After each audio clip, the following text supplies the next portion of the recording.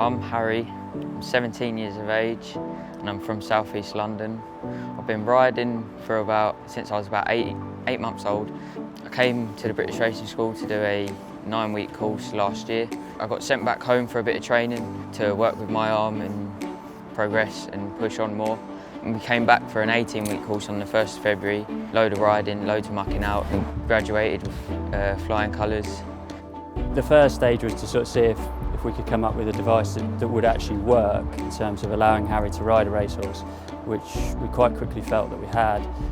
But then the much bigger challenge was making sure that it was safe, both for Harry and for the horse, and in fact anyone riding with Harry. So it was real sort of trial and error, and the biggest challenge was making sure that when Harry fell off, that the device was all going to release and he was not going to be hung up or caught up in the reins or anything. It's made of silicone cone. We've got a magnet on the end and I have a wire coming through my chest.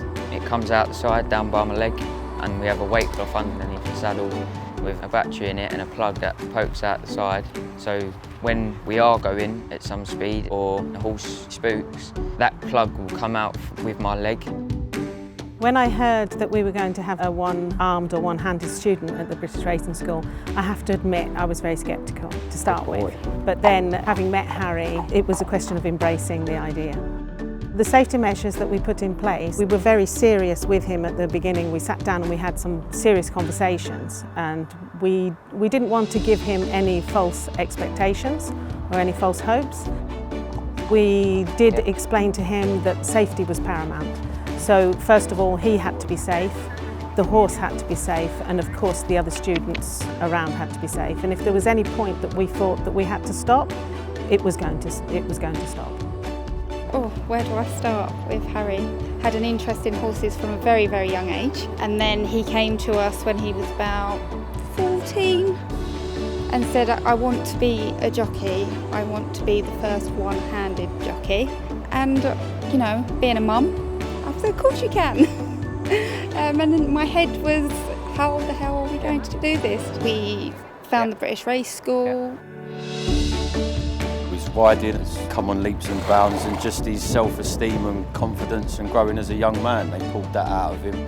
We sent him here as a little boy and he come back home to us a young man. So we couldn't be more happy with the progress that he's made. Good boy. Keep going.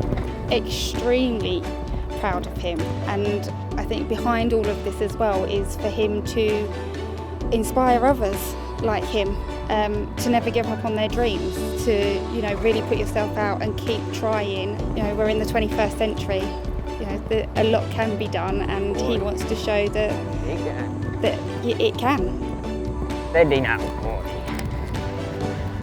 Got to just do a few more adjustments and then we'll be there, I reckon. So proud of him with his determination to fight for the dream that he wants, and rightly so. Why shouldn't he? Yeah. He's had his knockbacks and he's, you know, but he's just kept going. My next goal is going into the workplace, try and get into some work riding. Obviously everyone's got their bigger goal of where they want to be. I still have that bigger goal there, I'm just taking the smaller steps. The biggest goal is probably trying to be a jockey. Hopefully I can get into some work riding out in the new workplace and continue on moving forward.